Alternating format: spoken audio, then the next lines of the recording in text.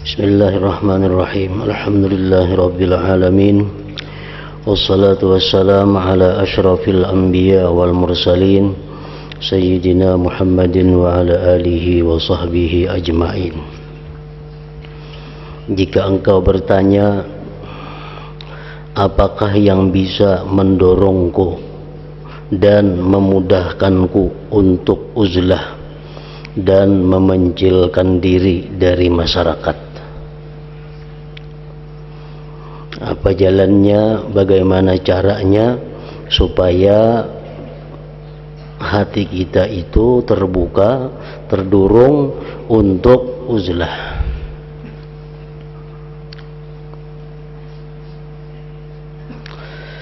Ketahuilah bahwa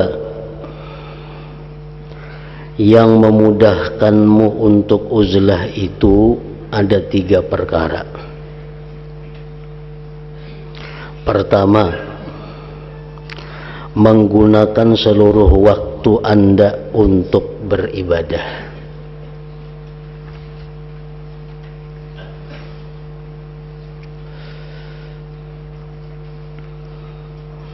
Jadi mesti dibuat atau dibikin wazifatul ayyam atau wazifatul yaum wal lailah untuk diri sendiri.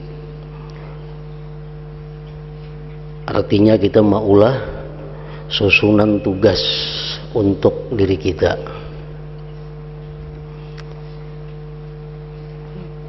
Kita ulah umpamanya tugas kita mulai subuh. Jadi subuh dari jam ini sampai jam ini, dari subuh sampai jam 6 adalah beribadah. Habis pukul 6 sembahyang isyraq. Habis sembahyang isyraq istirahat untuk keperluan diri. Nah, habis itu jam 8 ada kegiatan lagi untuk ibadah. Jam 10 ada kegiatan lagi untuk ibadah, mutalaah pemanya atau muzakarah sampai tengah hari.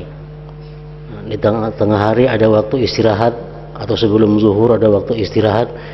Pokoknya dalam sehari semalaman itu kita penuhi dahulu waktu kita untuk ibadah. Karena ibadah itu dapat melupakan urusan lain.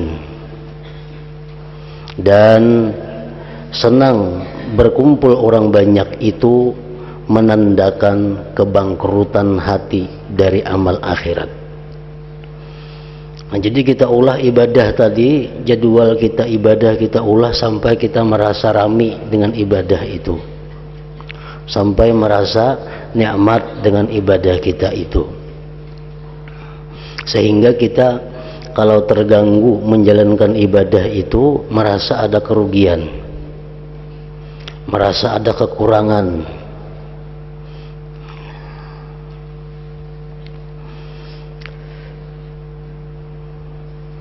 Apabila kita masih suka berkumpul dengan orang-orang banyak, masih ketujuh menyendiri untuk beribadah, sukanya hanya bergaul-gaul, berkawan-kawan, itu menunjukkan bahwa hati kita adalah bangkrut daripada amal akhirat.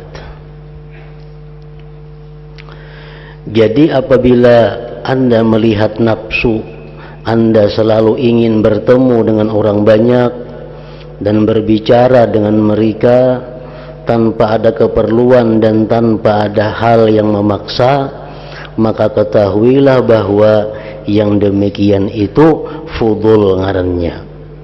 Apa arti fudul? Perbuatan atau ucapan kosong tanpa guna yang timbul karena menganggur dan melecehkan nikmat Allah.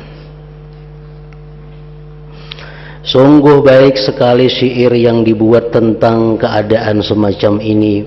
Innal paraga ila salamika qadani wala rubbama amilal furudal farigu. Artinya, menganggur kadadagawian menuntutku untuk memberikan selamat kepadaku. Sungguh orang yang menganggur itu kebanyakan pada beromong kosong dan melakukan perbuatan tanpa guna.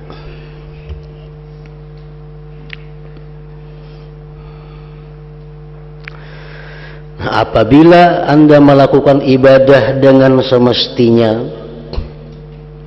bila kita beramal dengan tata cara yang sebenarnya, Anda tentu dapat merasakan manisnya ibadah dan munajat kepada Allah.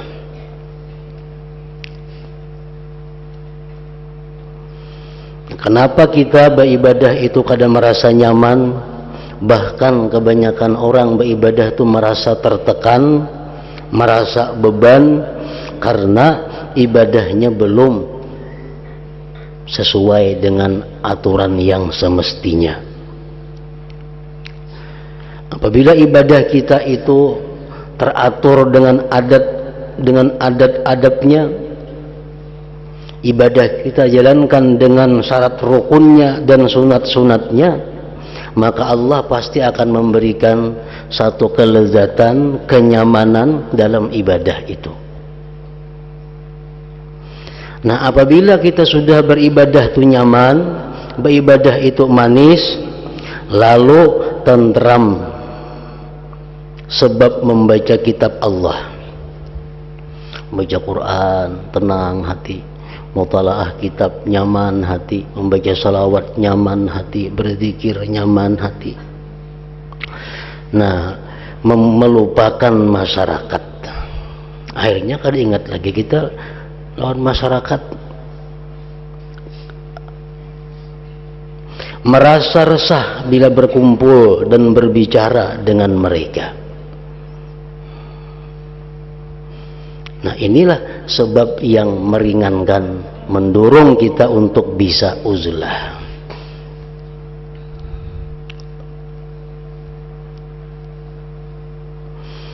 Nah, kalau kita beribadah masih kada nyaman, bagaulan masyarakat ini masih ketuju, itu kada akan bisa kita uzlah.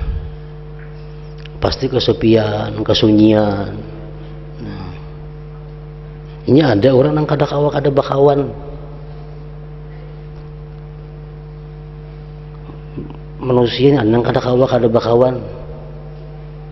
Bila orangnya randainya kalau situ kemari mencari kawan, asal ada kawan. Nah, ini orang menunjukkan kebangkrutan hatinya daripada amal akhirat. Padahal waktu saurangan itu waktu kesempatan yang diberikan Allah untuk bermunajat, beribadah kepada Allah. Nah, itu mestinya. Lain halnya orang berdagang. Nah, orang berdagang itu katuju banyak orang, sunyi berdagang kada rame. Kalau orang berusaha, orang berdagang, nantinya perlu banyak orang. Amun berusaha kada, napa kada, bakatuju banyak orang juga. Nah, ini menunjukkan kerusakan dalam tubuhnya, di dalam jiwanya. Apabila Anda melakukan ibadah dengan semestinya, Anda tentu dapat merasakan manisnya ibadah dan munajat kepada Allah. Lalu kalau sudah ibadah itu nyaman, lalu tentram sebab membaca kitabullah, melupakan masyarakat, merasa resah bila berkumpul dan berbicara dengan mereka. Dalam sebuah hadis diceritakan bahwa Nabi Musa alaihissalam itu apabila kembali dari munajat menghadap ibadah kepada Allah Ta'ala, hatinya merasa gelisah bila berkumpul dengan orang banyak. Beliau menutup kedua telinganya dengan dua jari, jangan sampai mendengar pembicaraan orang banyak.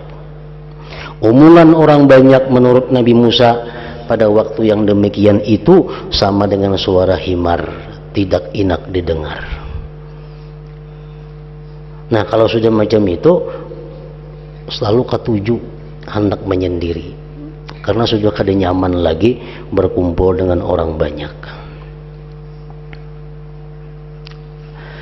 Karena itu tetaplah Anda pada apa yang dikatakan oleh guruku Abu Bakar Al-Warraq rahimahullah, irda billahi sahiba wazarin nasa janiba sadiqil wudda syahida kunta fihim wa ghaiba qallibin nasa kaifa syi'ta tajidhum aqariba. Artinya, senanglah menghadap kepada Tuhanmu dan singkirkanlah manusia sejauh-jauhnya.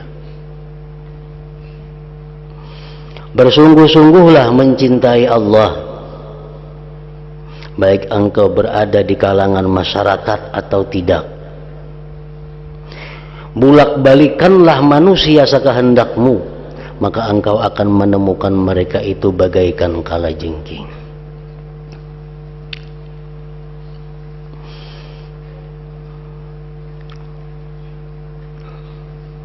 Nah, makanya tadi diperlukan bagi seseorang yang hendak bujur-bujur ibadah kepada Allah itu diperlukan bujur, diperlukan benar mengatur kehidupan dirinya, membagi waktunya. Nah, waktu bila kita kada bagi, bila kita kada atur, nah kita diatur waktu, kita kehabisan waktu. Nah, jadi waktu kita mengurus diri sendiri ada disediakan. Waktu diri kita beribadah kepada Allah ada waktu disediakan. Waktu kita mempelajari hukum-hukum Allah ada waktu kita sediakan. Waktu kita bergaul ada kita sediakan.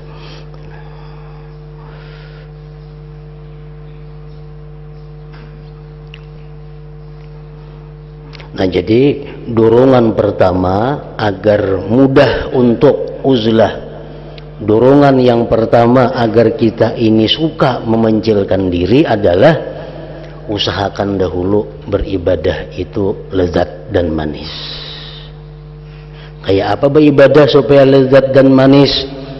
Gunakanlah adab-adab, aturan-aturan bagaimana caranya beribadah itu semestinya. Nah, yang kedua, supaya beruzlah itu mudah, memutuskan ketamaan dari masyarakat.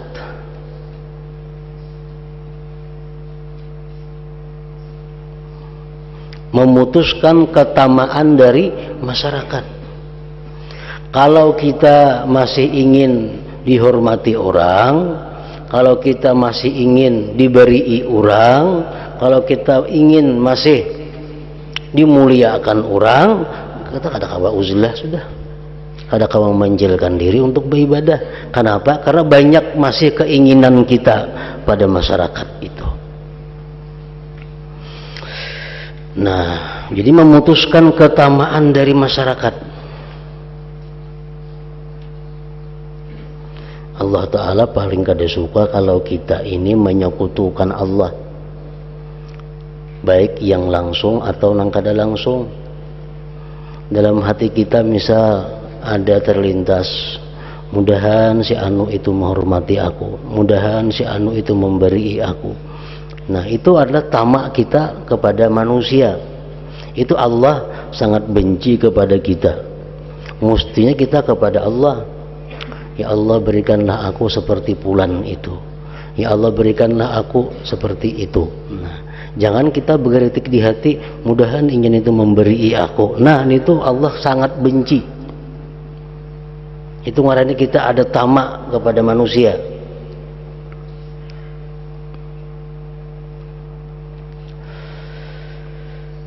Kalau sudah kita putuskan tamak kepada manusia, sehingga menjadi remehlah semua persoalan mereka bagi Anda. Karena orang yang tidak Anda harapkan manfaatnya dan tidak Anda takuti mudaratnya itu, ada atau tidak adanya sama saja.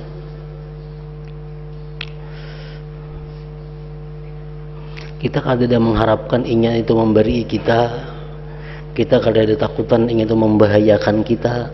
Nah, berarti inya itu sama ada lawan kadadanya di hadapan kita. Nah, bila sudah macam itu, nyamanlah kita uzlah, nyamanlah kita memanjilkan diri. Kalau hidup kita masih banyak ketergantungan kepada manusia, hidup kita masih banyak berhajat kepada orang, nah itu sulit sudah meninggalkan orang itu. Nah itu yang kedua. Yang ketiga, memperhatikan afat, artinya penyakit-penyakit hati, penyakit-penyakit rohani masyarakat.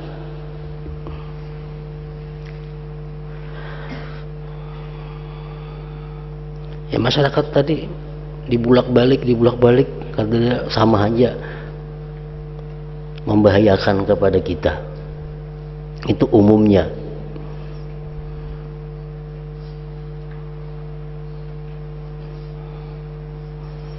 Selalu mengingat-ingat hal itu dan mengulang-ulangnya pada hati.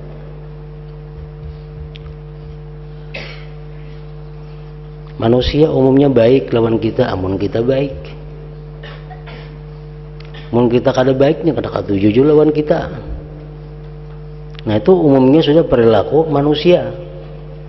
Manusia baik lawan kita kalau kita baik lawan inya. Nang salah ka kita, nang bujur ka kita, amun kita baik lawan inya katuju on kita. Nah,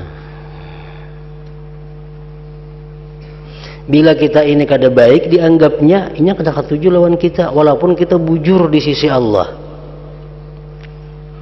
Tapi lawan inya kada menyamanakannya kada katuju. Nah itu sudah sifat umumnya manusia. Nah kita ingat-ingat itu dalam hati kita ulang-ulang.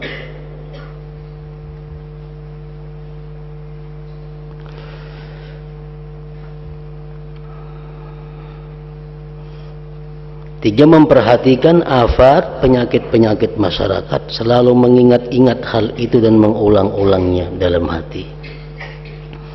Tiga hal ini apabila selalu Anda jalankan, maka Anda akan terdorong meninggalkan pergaulan dengan masyarakat, menuju ke pintu Allah, memencilkan diri untuk beribadah kepadanya, serta menimbulkan rasa suka pada Anda dan menetapkan diri Anda pada pintu rahmat Allah.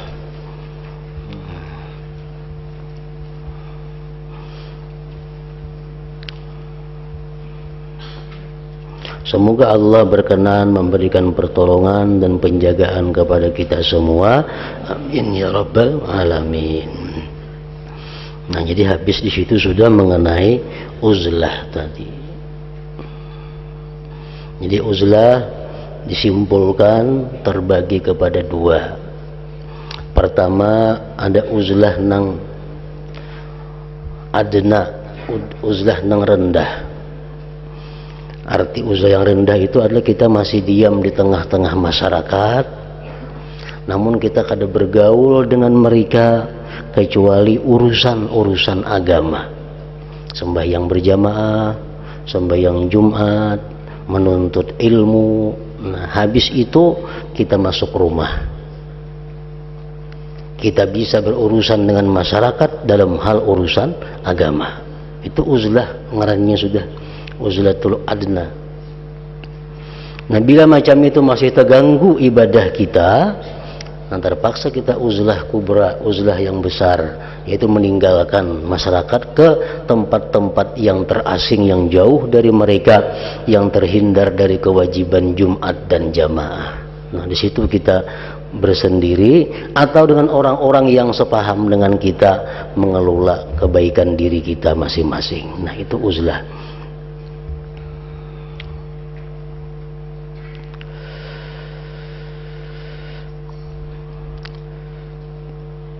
Yang ketiga, daripada halangan-halangan, rintangan beribadah kepada Allah, ajakan syaitan, godaan syaitan.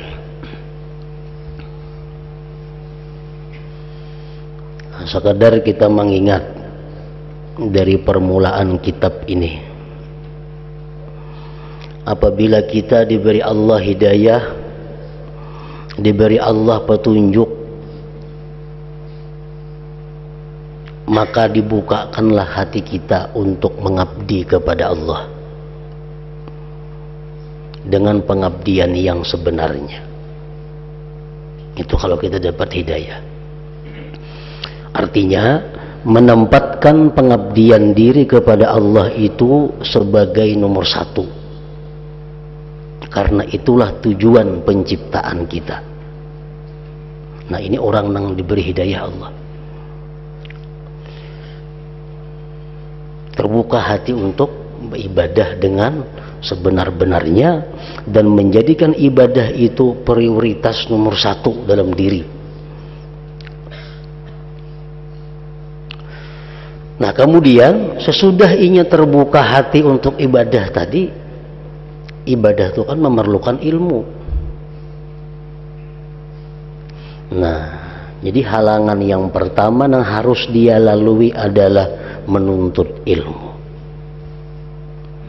Ilmu masalah zahir, ilmu masalah hati, ilmu masalah ketuhanan, tauhid. Nah, belajarlah inya ilmu-ilmu itu sekedar cukup, walaupun kada seluas-luasnya. Inya belajar bab fikih supaya ibadahnya itu sah. Inya belajar sifat ketuhanan agar tauhidnya kuat. Inya belajar tasawuf agar ibadahnya bersih. Nah, jadi itu perlu waktu belajar. Si orang yang dapat hidayah tadi belajar inya, sehingga sudah sembahyang, sudah menjalankan perintah Allah, menjauhi larangan Allah. Nah, sesudah inya belajar itu lalu timbul dalam hatinya kenangan-kenangan masa lalu yang penuh dengan dosa. Karena sebelum dapat hidayah Allah mungkinnya kadang-kadang sembahyang, kadang-kadang kada. Sebelum dapat hidayah Allah kadang-kadangnya melakukan perbuatan-perbuatan maksiat. Sedangkan ibadah ini diperlukan bersih. Allah kada menerima ibadah kecuali orang yang takwa. Sedangkan ini dahulu mencuntan biasa, macam-macam dosa. Nah, halangan yang kedua yang dia lalui adalah tobat. Tuh kan semalam itu kalau tuh tobatnya. Jadi mana pernah menganiaya orang, inya minta halal. Inya pernah mencuntan pun orang, inya ganti imunnya mampu. Mun kada minta ridha dulu. Nah, inya pernah dulu ada sembahyang, minta ampun kepada Allah sambil dikadha sembahyangnya. Inya pernah dulu ada puasa sambil dikadha puasanya. Tobat inya kepada Allah. Nah, sesudah inya tobat kepada Allah, ilmunya ada, ibadahnya manis jadinya. Manis beribadah, nyaman sudah beribadah. Nah, dalam perjalanan ibadah itunya pasti menghadapi rintangan-rintangan untuk meneruskan ibadah supaya ibadah ini kada terganggu, supaya ibadah ini rutin. Ujian Nabi yang ahabbul a'mal ilallah adwamuha wa in qalla. Paling disukai Allah amalan itu nang terus menerus walau sedikit. Nah, ini sudah kawat terus menerus bama. Saya sembahyang sunat sehari 30 rakaat umpamanya, membaca Quran sehari sejuz, salawat 1000, zikir 1000, tasbih sudah kawat tiap hari jalan terus. Nah, satu saat ini pasti akan dihalangi. Satu saat dia akan pasti menemui rintangan, halangan. Kenapa rintangan yang pertama yang dihadapinya? Ad-dunia. Nah, kenapa dunia? Karena waktunya sekarang sudah teratur untuk ibadah. Waktunya sekarang sudah ingin jadikan untuk ibadah. Otomatis ekonominya orang ini terganggu. Dahulu jam 8 sampai pukul 5 ada di pasar, berdagang, berusaha. Ada wah ini jam 8 sampai jam 5 ada di rumah, baca Quran, baca salawat. Otomatis terganggu ekonomi. Nah, itu rintangan pertama yang dihadapi oleh orang yang dapat hidayah Allah. Nah, bila kita menemui itu, jalannya adalah az-zuhdu fid dunya, zuhud pada dunia. Zuhud pada dunia. Jadi bagaimanapun rintangan ekonomi kehidupan kita ini dihadapi dengan zuhud, itu akan hilang sendirinya.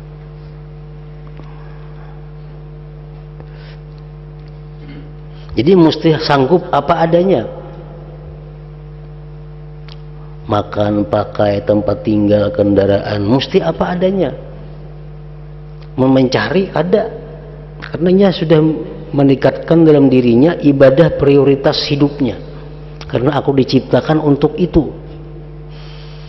Jadi zuhudlah inya. Dengan sifat zuhud, halangan ekonomi tadi terhindar. Nah, jadinya kada terganggu lagi. Dulunya biasa makan 4-5 kali sehari, makan yang nyaman-nyaman. Oleh karena ini zuhud, ini sanggup makan apa adanya. Dulu pakaian har-har karena berusaha, pakaian yang nyaman-nyaman. Sekarang karena kada berusaha, dunia terhalang, ini sanggup pakaian apa adanya. Itu zuhud. Terhindar daripada halangan dunia. Kawa beribadah dengan apa adanya tadi ekonominya. Ada pulang halangan kedua, apa? Masyarakat lingkungan. Kita beribadah sudah bagus, menghadapi dunia sanggup, sudah bagus ibadah rutin. Masyarakat pulang halangan, datang mengganggu, datang mengurus ini, datang ada macam-macam, datang masyarakat kepada kita, sehingga ibadah yang sudah bagus ini mulai terganggu dengan banyaknya masyarakat ini. Nah, untuk menghindari masyarakat itu, jalannya adalah uzlah, mengasingkan diri, supaya ibadah tetap teratur, ibadah tetap rutin. Nah, jadi sudah dua rintangan yang dilalui. Lalu dia uzlah, baik uzlah nang rendah atau uzlah nang tinggi dan besar tadi. Uzlahnya, waktu untuk masyarakat diperkecilnya. Misal untuk masyarakat waktu diberinya 2 jam sehari. Lain padanya kada mengurus masyarakat lagi, mengurus dirinya, mengurus keluarganya, mengurus ibadah. Nah, sudah bagus jalan ibadah. Nah, ada pulang rintangan yang ketiga yang dilaluinya nih. Apa? Ajakan syaitan atau godaan syaitan. Ini sudah uzlah, sudah menyendiri. Datang syaitan mengganggu. Kemudian hendaknya engkau wahai saudaraku senantiasa memerangi syaitan dan dapat mengalahkannya. Hal itu karena 2 hal. Kenapa kita perlu mengalahkan syaitan? Kenapa kita perlu memeranginya? Karena 2 hal. 1, syaitan adalah musuh yang nyata-nyata. Selalu berusaha menyesatkan engkau. Ia tidak dapat diharapkan untuk diajak baik atau damai. Ada kawa syaitan itu.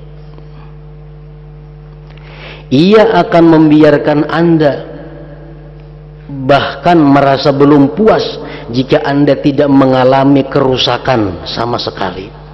Syaitan kadang akan jauh dari kita selama kita belum rusak.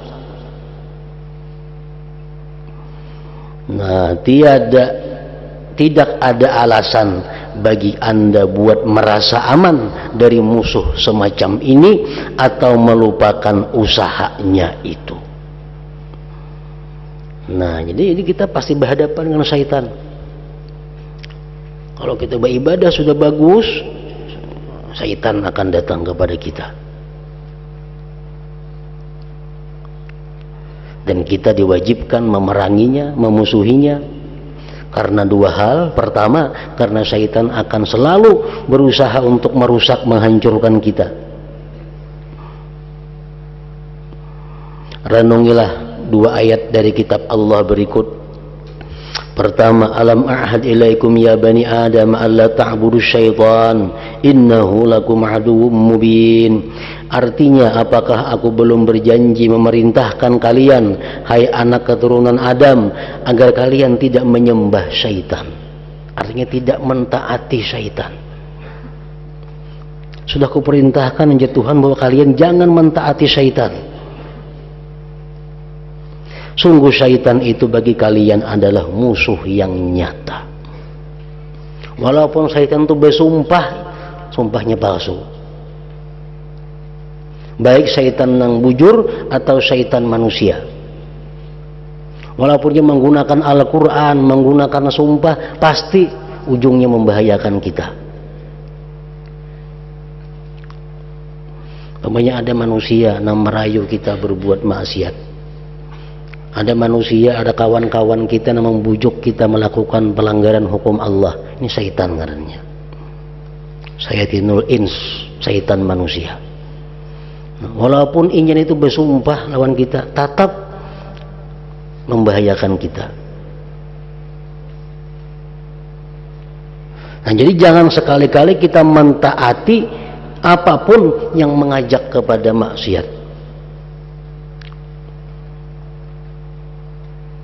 Yang kedua, kenapa kita mesti memerangi syaitan? Yang kedua, inna syaitan lakum aduun fattakhizuhu aduwwa. Artinya, sungguh syaitan itu bagi kalian adalah musuh, karena itu anggaplah dia sebagai musuh. Itu sudah dinyatakan oleh Allah, syaitan itu musuh, jadikan musuh. Jangan diulah kawan. Ayat ini merupakan peringatan keras bagi kita dari Allah Ta'ala.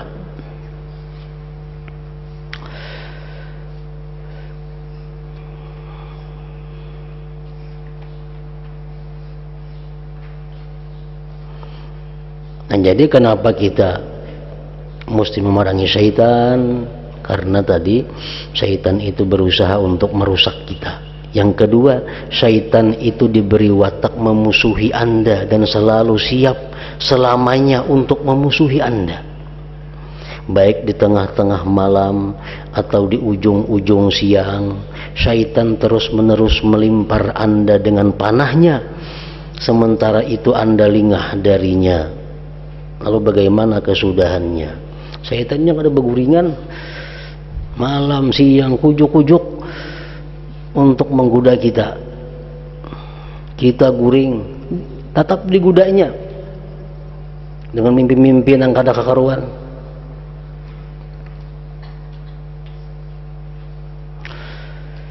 Nah, kemudian ada hal penting lain yang dapat Anda alami, yaitu dalam beribadah kepada Allah dan mengajak masyarakat untuk datang ke pintu rahmat Allah. Anda melakukannya dengan perbuatan dan ucapan. Kita ini beribadah, membawa keluarga kita beribadah. Hal ini berlawanan dengan usaha, tujuan, keinginan dan perbuatan syaitan. Bertentangan lawan syaitan. Jadi Anda seolah-olah bertindak dan menyingsingkan lengan baju untuk membuat marah syaitan. Begitu kita beribadah kepada Allah, mengajak orang lain beribadah, kita membuat marah syaitan, melawan dan mengalahkannya. Karena itu syaitan juga menyingsingkan lengan baju guna memusuhi Anda, memerangi dan berdaya upaya sehingga bisa merusak agama dan ibadah Anda, bahkan merusak segala urusan Anda. Sebab ia merasa tidak aman sesudah Anda menentangnya. Kalau kita ingin sudah mengamalkan hukum Allah, kita mengajarkan hukum Allah, mengajak orang ke jalan Allah, syaitan tergangguinya. Syaitan merasa kada aman lagi, ada penentang. Nah, syaitan bermaksud merusak orang yang tidak membuatnya marah dan tidak melawan, melainkan membenarkan dan menyetujuinya, seperti orang-orang kafir, orang-orang sesat, dan orang-orang yang mencintai syaitan dalam sebagian keadaan. Lalu bagaimana pula maksud syaitan terhadap orang yang sengaja membuatnya marah dan memusatkan perhatian untuk melawannya? Syaitan ini orang mengawaninya sudah, mengapa jarinya hakon, tatapinya dimusuhinya supaya lebih sesat lagi. Apalagi orang yang selama ini menentang syaitan, makinnya musuh besar syaitan. Ya, syaitan minum arak ikam secangkir, minum. Itu sudah kawannya. Puas ke syaitan, kada puasnya 2 cangkir ke syaitan. Nah, kita minum 2 sabutulan ke syaitan. Nah, sampai kita mau. Jadi syaitan itu ada habis-habisnya menggoda, menghancurkan manusia, walaupun itu sudah orang yang taat kepada inya. Apalagi orang yang beribadah menentang inya, mengajak orang ke jalan Allah, makinnya musuh syaitan. Nah, bagaimanapun syaitan tetap musuh semua anak turun Adam secara umum. Secara umum manusia itu adalah musuhnya syaitan.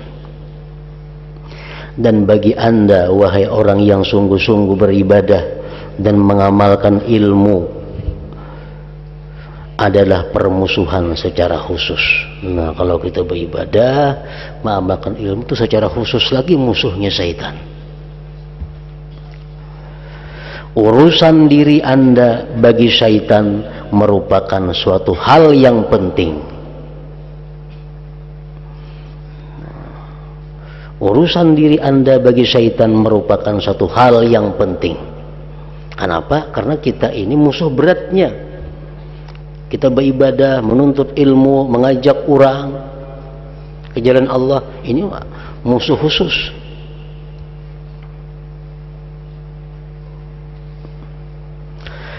Dan dalam menghadapi Anda, ia syaitan mempunyai pembantu-pembantu. Banyak bisikawan.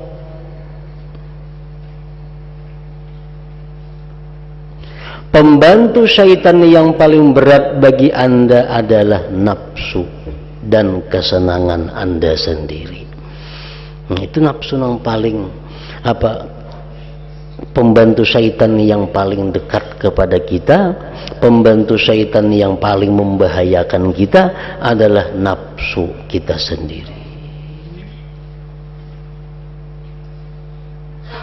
Nah, makanya itu karena ada peraturannya bagaimana kita bisa menjinakkan nafsu kita supaya jangan sampai jadi pembantu syaitan nafsu ini. Syaitan juga mempunyai banyak jalan dan pintu untuk menyelusup ke binting pertahanan Anda kalau Anda lengah. Jalan belakang, jalan samping, jalan muka, jalan belakang, jalan mana-mana. Syaitan banyak mempunyai cara. Yang penting kita ini adalah gagal.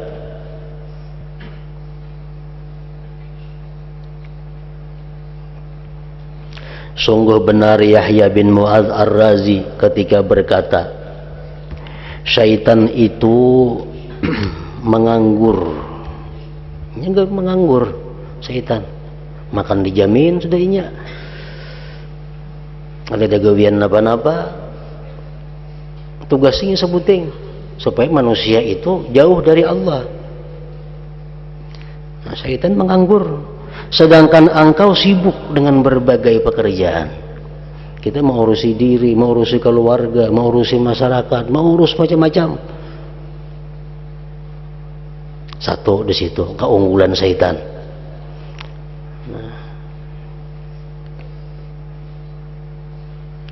Yang kedua, keunggulan syaitan itu, kelebihan syaitan daripada kita, syaitan dapat melihatmu sedangkan engkau tidak bisa melihatnya.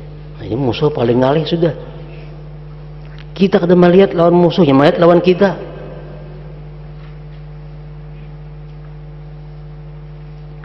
Syaitan dapat melihatmu sedangkan engkau tidak bisa melihatnya.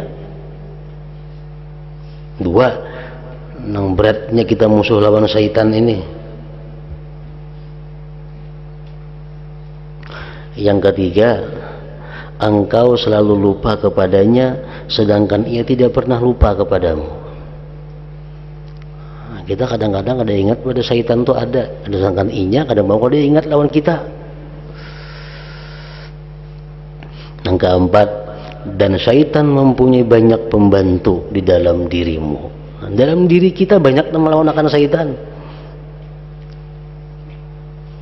Sedangkan kita melawan syaitan kada ada pembantunya. Nah, jadi 4 hal itulah yang membuat kita ini sulit untuk memerangi dan mengalahkan syaitan kalau kada ditolong oleh Allah Subhanahu wa ta'ala. Nah, jika demikian kedudukan syaitan, maka Anda harus senantiasa memerangi dan harus bisa mengalahkannya. Kalau tidak, maka Anda tidak akan aman dari kerusakan dan kebinasaannya. Nah, kemudian selanjutnya, kayak apa cara supaya bisa mengalahkan syaitan itu? Ada caranya. Sebab Allah tidak akan membiarkan manusia itu kalah daripada syaitan. Allah akan melajari kepada kita caranya bagaimana syaitan itu bisa kita jinakkan, bisa kita kalahkan dalam perang melawan syaitan tadi. Nah, dengan apa aku harus memerangi syaitan? Dengan apa aku bisa mengalahkan dan menolaknya? Nah,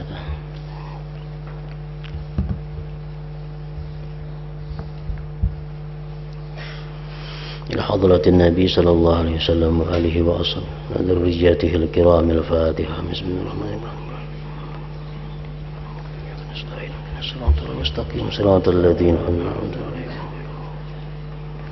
بسم الله الرحمن الرحيم الحمد لله رب العالمين اللهم صل وسلم على سيدنا محمد وآله وصحبه أجمعين اللهم اغفر لنا ما أخطأنا وما تعمدنا وما أسررنا وما أعلنا وما أسرفنا وما أنت أعلم به منا أنت المقدم وأنت المؤخر لا إله إلا أنت اللهم انفعنا بما علمتنا وعلمنا ما ينفعنا وزدنا فهما وعلما وهدى وتوفيقا برحمتك يا أرحم الراحمين صلى الله على سيدنا محمد وعلى آله وصحبه وسلم.